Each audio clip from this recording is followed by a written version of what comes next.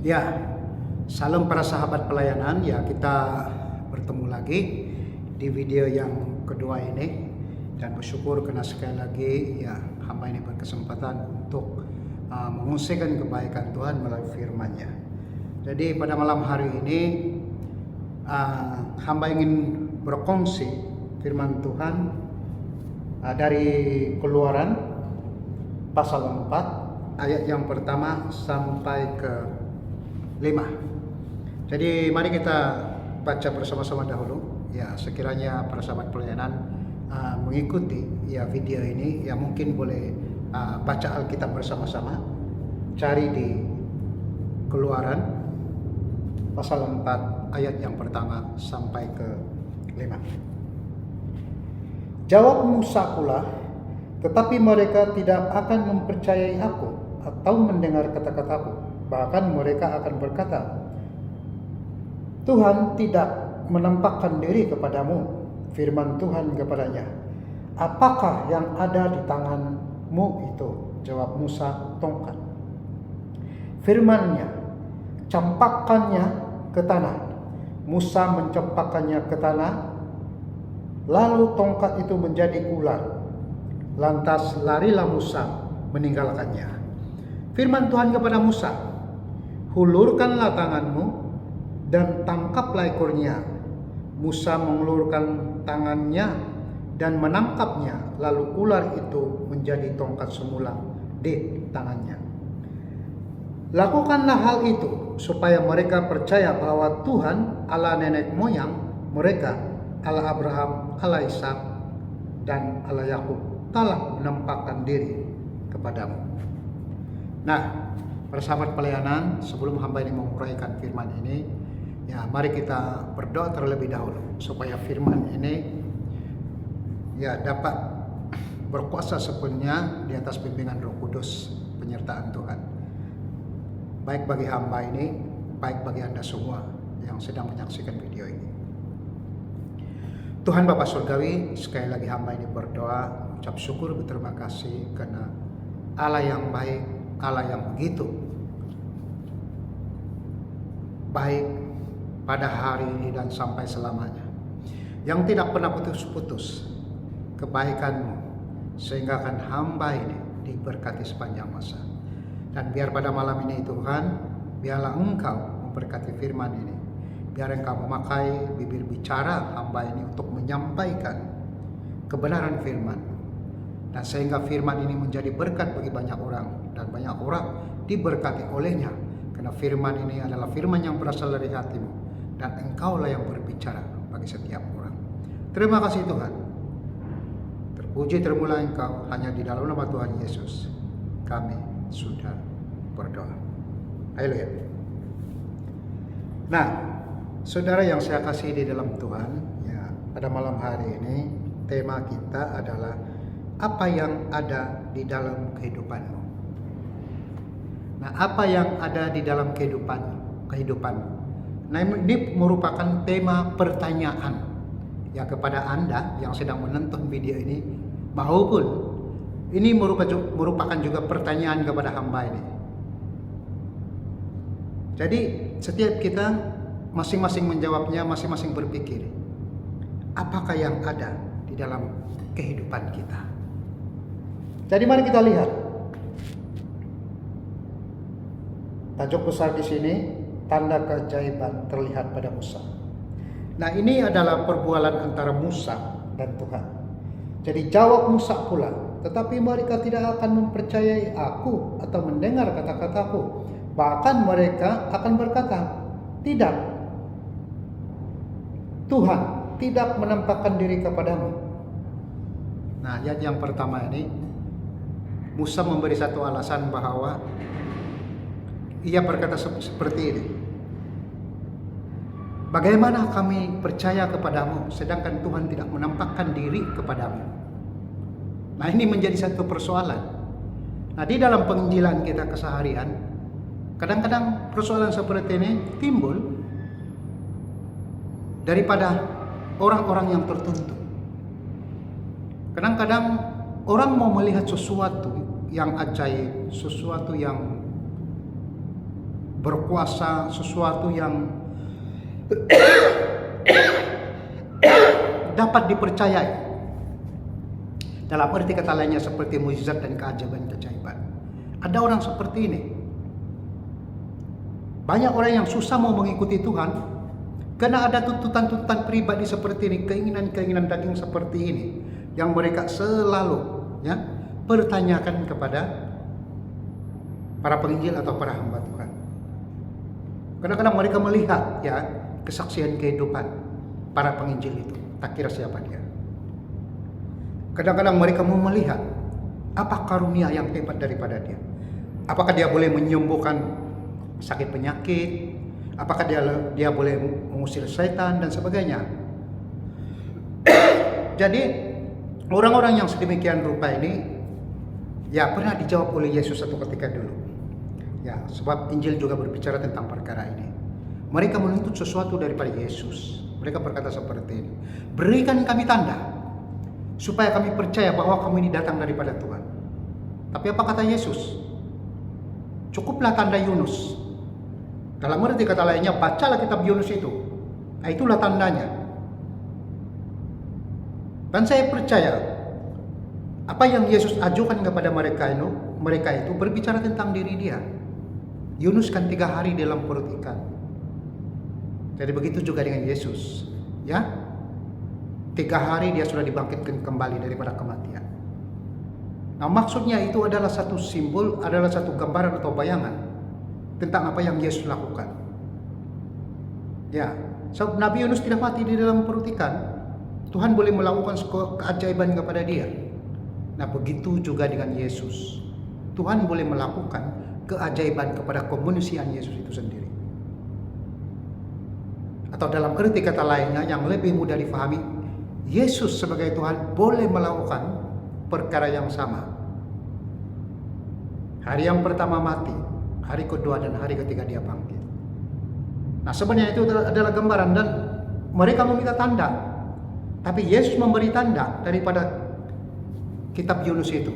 Dan sehingga kan bukan semua orang-orang Farisi yang mengerti. Itulah sebab Yesus banyak bercakap tentang peribahasa. Sebab orang yang mencari kebenaran firman Tuhan, mereka belajar, mereka mencari kebenaran itu. Nah, jadi kenapa pada petang malam hari ini saya memberi tema apa yang ada di dalam kehidupan?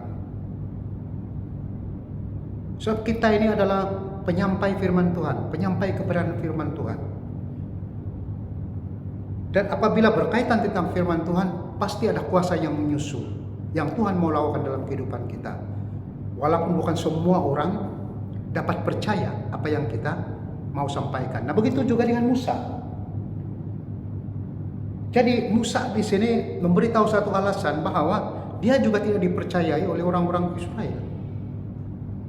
Sebab Musa ini kan pertama pernah jadi anak angkat daripada putri Firaun dan melarikan diri daripada kerajaan Firaun sebab dia sudah bermasalah. Telah membunuh salah seorang daripada laskar Firaun itu sendiri. Karena laskar Firaun itu telah mendera atau membuli orang Israel itu sebangsa dengan Musa. Itu penyebabnya dan kasus itu banyak orang yang tahu, khususnya di kalangan sendiri, di kalangan orang Israel yang diperhambakan pada masa itu. Dan Musa berada dalam ketakutan. Dalam arti kata lainnya, dia mengalami satu tekanan yang menyebabkan dia berpikiran seperti ini, saya tidak dipercayai lagi oleh bangsa saya sendiri, karena saya sudah ada case di sana.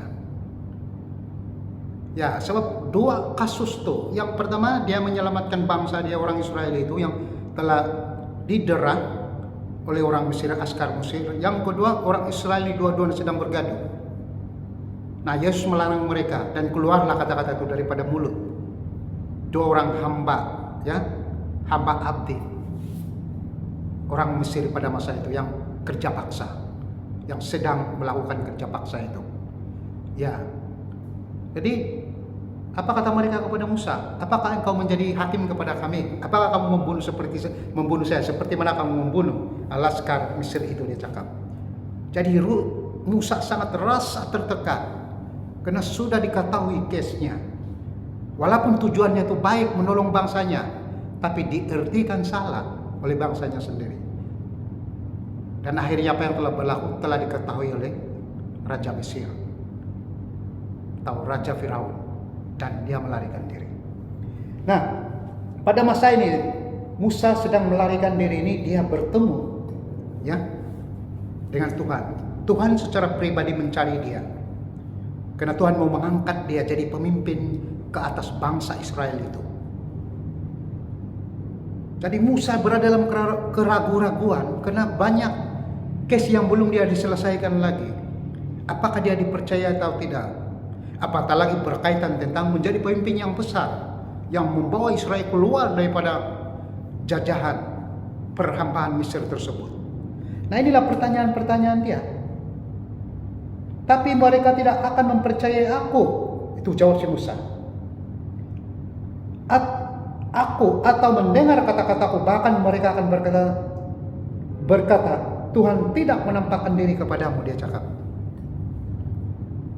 Apa pikiran Musa pada masa itu? Apabila diri dia sudah dianggap jahat, sudah pasti. Orang-orang yang dia beritakan kabar baik, kabar pembebasan itu sudah pasti beranggapan jahat kepada diri dia. Dan mereka meminta bukti. Apakah Tuhan itu menampakkan diri kepadamu? Nah, pertanyaan ini juga seringkali berlaku dalam kehidupan kita. Kadang-kadang banyak orang di sekeliling kita dipakai iblis, bukan dipakai Tuhan, untuk bertanyakan soalan yang sama. Apakah Tuhan menampakkan diri kepada kamu? Apa yang kamu boleh buktikan bahwa Tuhan itu ada dalam hidup kamu? Dan kamu berani-beraninya menginjil saya, membawa saya datang ke gereja dan sebagainya. Dan berbagai lagi persoalan. Tapi sebagai orang percaya, bukan semua orang dilahirkan memiliki karunia yang hebat.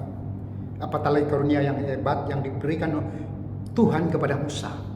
Dan bukan semua orang ada yang boleh menunjukkan mujizat-mujizat atau keajaiban-keajaiban, menyembuhkan orang sakit, yang mengusir roh-roh jahat, ya, mengusir orang yang kerasukan, menghentikan hujan dan sebagainya. Ya, untuk menunjukkan kuasa Tuhan. Bukan semua.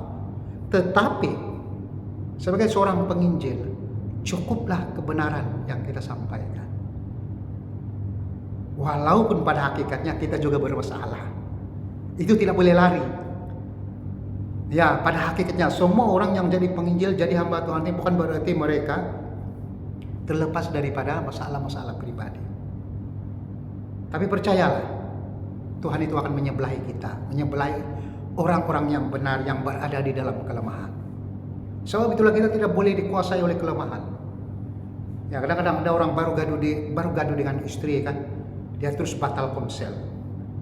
Baru gaduh dengan anak kan, terus batal datang ke gereja. Gaduh dengan saudara marah, oke lah, minggu depan baru saya khotbah, tukar lain orang. Sebab dia sudah stres. Dan saya percaya Musa juga memberi alasan seperti ini. Karena dia pikir masalah dia itu terlalu banyak. Tak mungkin orang percaya dengan dia. Mesti orang akan bertanya sesuatu yang sebenarnya sudah berlaku, tapi dianggap orang belum berlaku. Nah, salah satu daripada soalannya, apakah Tuhan sudah menampakkan diri kepadamu? Jadi bagi kita orang percaya itu bukan satu masalah. Ya, kita tidak berjumpa dengan Yesus secara pribadi,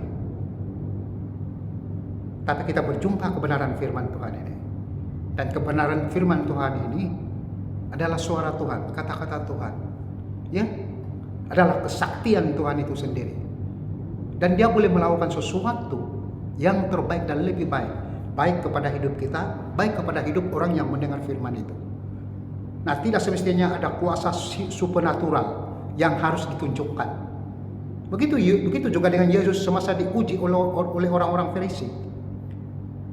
Ya, cukuplah kamu tahu. Lihat tanda Yunus, dia cakap, baca di dalam Alkitab tanda Yunus. Begitu. Yesus tak perlu hentikan hujan, Yesus tak perlu ya menunjukkan kuasa dia, bahkan dia mampu sebenarnya. Tapi orang-orang yang mencobai seperti ini kadang-kadang kan, ya kita tidak perlu buang masa. Cukup kita memberitahu kebenaran. Ya, diterima atau tidak, ya itu kuasa Tuhan. Tuhan yang bekerja kepada mereka. Ya, karena sesuai firman Tuhan kan, bukan semua yang kita jumpa itu dipanggil. Ya, sebab itulah ada firman Tuhan yang mengatakan, akibaskan pasir katanya di atas telapak kaki, jika jumpai jubahnya untuk menjadi peringatan bagi orang itu. Itu berarti kan, ya kita bersiap sedia menerima kenyataannya. Kalau kita ditolak, karena orang meminta tanda, meminta mujizat dan sebagainya. Ya, jadi pengertian dia simpel saja. Karena firman Tuhan ini adalah satu-satu kebenaran. Ini adalah hati Tuhan, kata-kata Tuhan. Dan ini bukan ciptaan manusia. Ini bukan rekaan manusia. Ini karya Tuhan yang datang daripada surga. Nah, yang kedua ini, firman Tuhan kepadanya, apakah yang ada di tanganmu itu? Jawab Musa, tongkat. Bayangkan satu tongkat yang ada di tangan Musa. Tuhan tidak melihat terlalu banyak karunia di dalam kehidupan kita. Apa yang ada di dalam kehidupanmu? Engkau boleh menginjil, walaupun kau tak boleh berkhotbah, menginjillah. Engkau tak boleh bermain musik, tapi boleh berkhotbah, berkhotbahlah. Engkau tak boleh main musik, tak boleh khotbah, menyambut tetamu, pelayanan juga. Sambutlah tetamu. Nah, tongkat ini berbicara tentang karunia yang ada di dalam kehidupan kita. Apa yang ada di dalam kehidupan kita? Itu pertanyaan Tuhan kepada Musa, dan pada malam ini itu juga pertanyaan Tuhan kepada Anda semua dan kepada saya. Apa yang ada di dalam kehidupan kita? Sebab itulah Tuhan bertanya kepada Musa, apa yang ada pada tangan kamu? Musa jawab, tongkat. Jadi kalau pada hari ini Tuhan bertanya kepada kita, apa yang ada di dalam kehidupanmu? Ya, kalau engkau berkata, aku ramai kawan, sebab ini saja harta yang saya ada. Apa kata Tuhan? Ajaklah mereka datang ke gereja. Dengan Tuhan memberi satu solusi yang terbaik dengan mudah. Tuhan tidak merumitkan keadaan. Jadi bayangkan Tuhan ini, cara Tuhan berbicara dengan Musa, tongkat. Tuhan boleh memakai itu. Kuasanya disalurkan di situ. Berbagai-bagai hal berlaku. Hanya sebatang tongkat. Ya, setiap orang pun ya bukan melalui pelayanan yang begitu sukses, begitu hebat, luar biasa, tiada. Semuanya bermula daripada bawah. Daripada tukang cuci di gereja, tukang susun-susun kursi, ya, tukang masak-masak air di belakang gereja, dapur sana. Tapi akhirnya jadi pengkhotbah, akhirnya jadi artis rohani, pencipta lagu, akhirnya jadi penginjil yang hebat dan sebagainya. Hanya tukang cuci di gereja. Musa ini hanya sebatang tongkat. Kamu tahu apa penggunaan tongkat Musa itu? Ya, di zaman Musa, orang-orang Israel dulu, tongkat itu merupakan bukan saja menjadi senjata, tapi digunakan untuk berjalan. Ya, apalagi kalau udah berusia kan, tongkat ini kan boleh dikatakan adalah kaki tiga untuk menolong mengangkat badan. Jadi bayangkan di zaman dulu mereka jalan kaki. Ya, kalau pakai dua kaki saja penat, tapi kalau ada tongkat itu fungsi dia sangat berguna di dalam kehidupan orang-orang Israel di zaman itu. Ya, dipakai oleh orang-orang yang sudah berusia. Dalam 40 lebih, 50 lebih umur, lebih kurang seperti itu. Dan ada fungsi lain lagi, pengertian-pengertian yang lain tongkat itu sebenarnya. Tetapi Tuhan boleh menjadikan itu, tongkat itu, sesuatu yang lebih daripada yang sepatutnya. Ya, bukan menjadi tongkat biasa saja, tapi ada kesaktian Tuhan di situ yang Tuhan mau letakkan. Sebab Tuhan mau membuktikan kuasa Dia. Nah, begitu juga dengan pelayanan kita pada hari ini. Kita orang biasa-biasa, tapi kalau kita terbiasa dengan hal-hal yang luar biasa, itu bukan jadi masalah lagi. Yang luar biasa itu mudahnya terjadi dalam kebiasaan kita. Kalau kita membiasakan diri di dalam hal-hal yang luar biasa, dan itu akan memberikan kekuatan kepada kita untuk melakukan sesuatu yang terbaik di hadapan Tuhan. Ya, dengan menginjil ini kita jangan berpikiran tidak ada kuasa Tuhan di situ. Ada kuasa Tuhan. dengan bermain musik, dengan menyanyi pujian penyembahan, penyambut tetamu, hospitality, pelayanan transport, ya, pelayanan media massa, penginjil melalui media massa, ya, pengkhotbah, ada kuasa Tuhan yang bekerja di situ. Walaupun berbeza fungsi dia, tapi itulah tongkat yang ada dalam kehidupan kamu dan saya pada malam ini, yang harus kita perhatikan karena ada kuasa Tuhan menyertai di situ. Firman-Nya, campakkannya ke tanah. Musa mencampakkan ke tanah, lalu tongkat itu menjadi ular. Lantas larilah Musa meninggalkannya. Dari siapa yang tidak takutkan? Tuhan suruh Musa campakkan tongkat, tiba-tiba tongkat itu jadi ular. Saya sendiri pun lari. Kalau ada keajaiban seperti itu, ular itu kan ditakuti, berbisa. Ya, ular itu kan sejenis binatang yang memang ditakuti secara umumnya. Ya. Tapi kalau ia datang daripada Tuhan, tiada apa benda yang perlu ditakuti. Karena itu adalah arahan Tuhan. Tuhan yang menyuruh Musa mencampakkan tongkat itu, supaya Tuhan dapat membuktikan apa yang dia boleh lakukan untuk tongkat itu. Ya, coba kalau Tuhan memerintahkan kepada Musa, campakkan tongkat itu, dan Musa tidak mau campak, dia tidak mau lepaskan dekat tangan dia, itu berarti Musa bukan orang yang senang menerima arahan,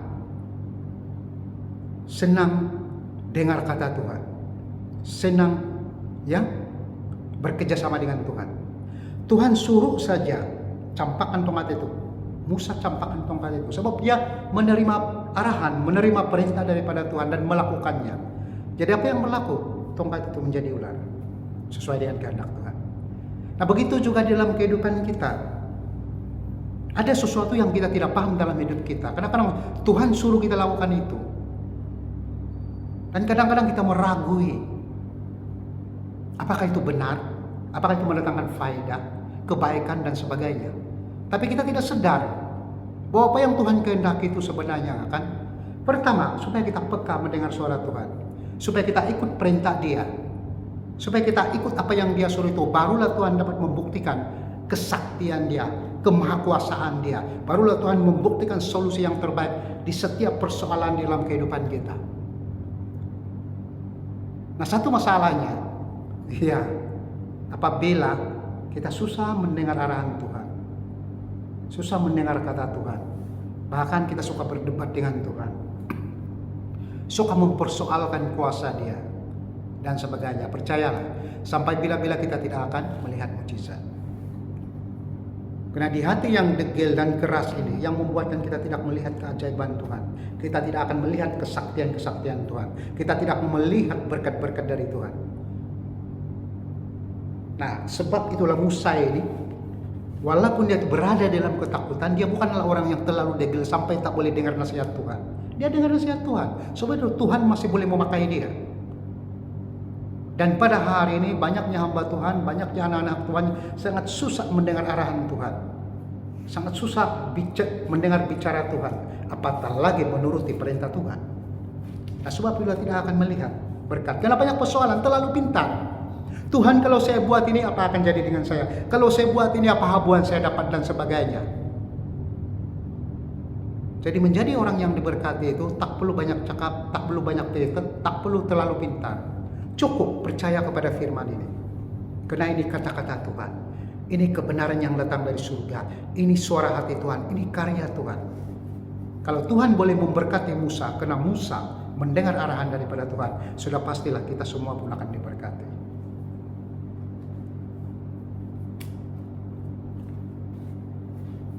Jadi apa yang berlaku? Apakah Musa itu orang berani? Tidak, dia seorang yang takut. Nampak saya tongkat jadi ular, dia pun lari meninggalkannya. Nah, ini perkara biasa dalam kehidupan kita.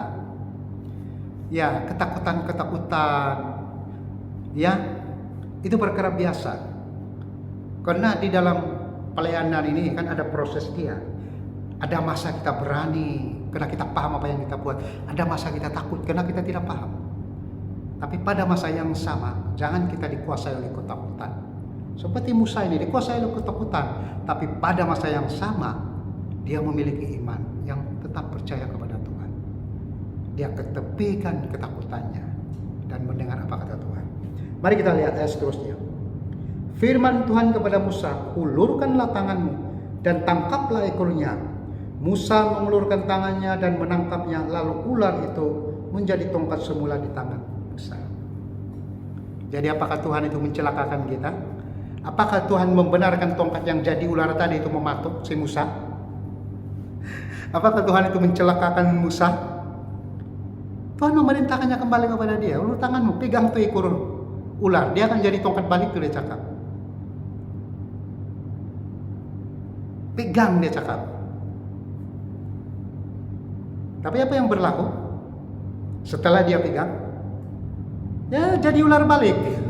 Jadi tongkat balik. Coba kalau dia terus dikuasai oleh ketakutan dia, semasa diperintahkan oleh Tuhan. Ya, pertama, kalau mungkin Tuhan itu sudah beritahu awal dengan dia, mungkin dia pahamlah. Dia tidak takutlah jadi tongkat balik. Coba kalau Tuhan tidak beritahu apa-apa kepada dia, hanya pegang saja, dia cakap. Apakah dia pegang atau tidak? Kalau dia masih dikuasai oleh ketakutan, tidak mungkin. Tetapi dia tidak dikuasai oleh ketakutan, walaupun ya ketakutan itu ada di dalam hati dia, dalam pikiran dia. Tapi pada masa yang sama, iman dia itu yang tidak dikuasai oleh ketakutan, tetap percaya kepada Tuhan bahwa Tuhan tidak akan mengapa-apakan dia. Dan semuanya akan kembali normal, kembali sedia kala, kembali sesuatu yang baik. Daripada ular itu akan kembali jadi tongkat balik. Nah begitu juga dengan kehidupan kita pada hari ini. Coba, kalau kita melihat nih, ya ulurkanlah tanganmu dan tangkaplah ekornya. Musa mengulurkan tangannya dan menangkapnya, lalu ular itu menjadi tongkat semula di tangannya. Jadi Musa ini hanya jadi pendengar saja, dan dia dengar apa yang Tuhan diperintahkan, walaupun dia berada dalam ketakutan, dia tetap pegang.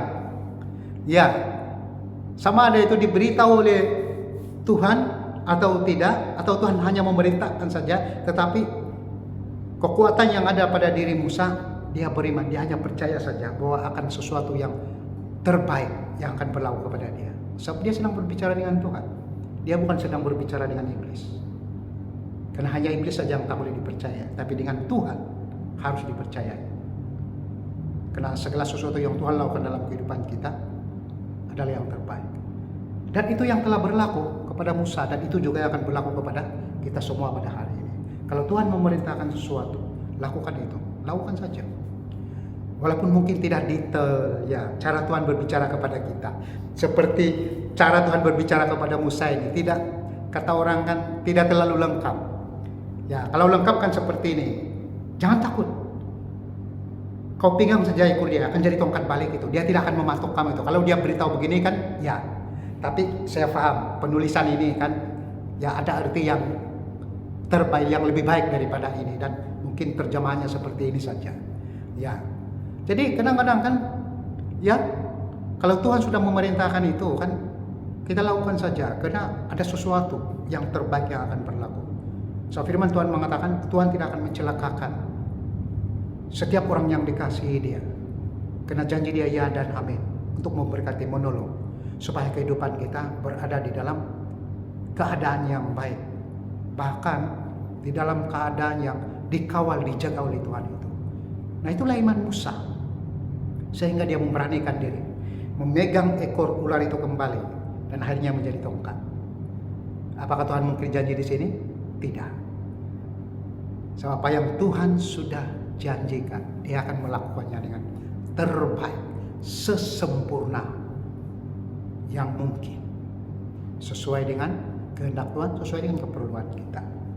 Nah, sebab itulah ayat yang terakhir di sini, lakukanlah hal itu supaya mereka percaya bahwa Tuhan Allah nenek moyang mereka, Allah Abraham, Allah Ishak dan Allah Yakub telah menampakkan diri kepadamu.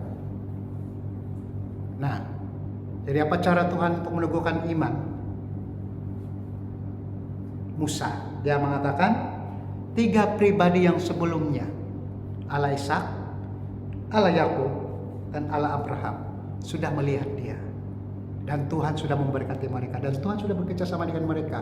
Dengan begitu banyak mujizat keajaiban yang Tuhan lakukan di dalam kehidupan pribadi-pribadi ini. Nah begitu juga yang Tuhan lakukan kepada Musa. Dan setiap orang yang dipilih oleh Musa, dipilih oleh Tuhan ini kan adalah orang-orang yang bukanlah sesempurna mana. Musa pun tidak sempurna juga. Dia juga banyak kelemahan. Tapi Tuhan memakai dia. Karena Tuhan itu sempurna. Kalau hidup kita tidak sempurna dan Tuhan mau memakai kita, percayalah, sesuatu yang lemah itu akan dikuatkan. Sesuatu yang lemah itu akan diperbaiki. Sebab apabila Tuhan yang sempurna memakai hidup kita, Dia akan menyempurnakan hidup kita sesuai kuasanya, sesuai kehendaknya, sesuai keperluan kita, sesuai dengan karunia yang kita ada. Tuhan tidak melakukan lebih daripada yang sepatutnya. Tuhan hanya memberi sesuatu dan sesuai dengan keperluan kita. Nah, inilah keperluan Musa sebenarnya yang harus menjadi pemimpin kepada kaum Israel itu untuk membawa mereka keluar daripada Mesir. Jadi inilah keperluan yang sebenarnya yang Tuhan maukan berlaku kepada Musa. Karena Tuhan sendirilah yang memilih Musa untuk menjadi pemimpin. Begitu juga dengan Anda dan saya pada malam ini. Ini bukan pencarian kuat jaga manusia kita. Tapi Tuhan yang memilih kita menjadi pemimpin, menjadi hamba Tuhan, menjadi kepala dalam satu organisasi pelayanan dan sebagainya. Itu kehendak Tuhan. Ya, sebab firman Tuhan berbicara, ya, apabila Tuhan memanggil kita dan memilih kita, Dia tidak mau kita menjadi ekor selamanya. Memang ekor itu merupakan satu pelajaran, tetapi kepala itu merupakan sesuatu yang menjadi pemimpin dan mengajar orang lain. Bagaimana menjadi ekor dan bagaimana menjadi kepala di dalam kehidupan pelayanan. Nah, Musa ini sedang dididik oleh Tuhan supaya imannya terus kuat, membangkitkan iman Musa. Pada hari ini Tuhan juga, Tuhan yang sama melakukan perkara yang sama di dalam kehidupan kita. Sebagai hamba Tuhan dan sebagai pelayan-pelayan di dalam rumah Tuhan. Apapun jenis pelayanan kita untuk menguatkan kita. Dan sehingga Tuhan cukup dengan data dan bukti-bukti yang Dia beritahu. Allah Abraham, Allah Ishak, Allah Yakub telah kusertai. Dan mereka ini sukses, hebat, luar biasa, semuanya diberkati. Karena mereka mendengar kataku, mereka mendengar arahanku, mereka menuruti perintahku, kata Tuhan kepada Musa. Dan itu juga yang Tuhan katakan kepada kita semua. Dan ada pengertian di sebaliknya secara teologi. Allah Abraham, Allah Ishak, dan Allah Yakub. Ya, kadang-kadang ada orang bertanya kepada saya, Pastor, ya, kenapa tak sebut satu kali aja Allah Abraham? Nah, kenapa ada Allah Yakub, Allah Ishak? Seolah-olah Tuhan itu ada 3. Ya, tapi sesuai generasi. Tuhan itu bekerja kepada generasi ke generasi. Ya, jadi Tuhan yang sama sebenarnya. Ya, kalau sampai ada orang mengertikan, ya itulah pengertian Tritunggal. Ya, ada Anak, Bapa, dan Roh Kudus. Ya, saya tidak sejauh itulah. Ya, sebab benda-benda yang ada serangkai 3 ini sebenarnya kan selalu diartikan oleh orang, ya, Tritunggal. Ya, macam kata-kata dalam firman Tuhan, haleluya, haleluya, haleluya 3 kali. Ya, selalu diartikan orang ini Tritunggal, Bapa, Anak, dan Roh Kudus dan sebagainya. Suci, suci, suci. Ya.